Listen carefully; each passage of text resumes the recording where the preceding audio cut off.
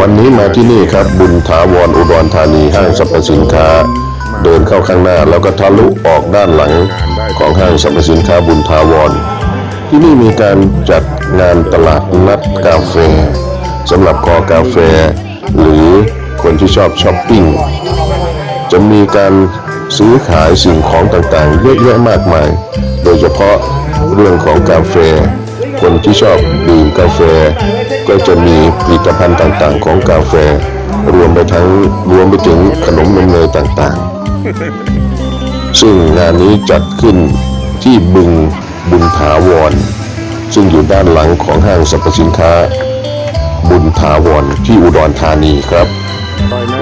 สำหรับตลาดนัดคนชอบดื่มกาแฟหรือจับจ่ายซื้อของหรือผลิตภัณฑ์ที่เกี่ยวข้องกับกาแฟก็เชิญมาเยี่ยมชมช้อปปิ้งได้ในระหว่างวันที่ 5 ถึง 7 ธันวาคม 2568 นี้เท่านั้นนะครับ โอเคพิเศษเลยเพื่อโบเฉพาะงานนี้ด้วยแวะมานะครับได้ครับถัดมาร้านมักนะครับสวัสดี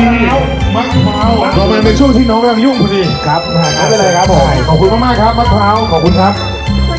มักเท้าไปเรื่อยๆนะครับร้านนี้สวัสดีครับโมจิกริก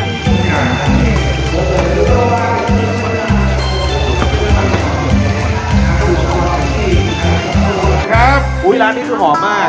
ขนมของเขาเนี่ยก็จะเป็นแบบธรรมดาอุ่นกันทั้งวี่ทั้งวันเลยทีเดียวโจ้ตามหวยอันนี้เป็นร้านที่น้องกัน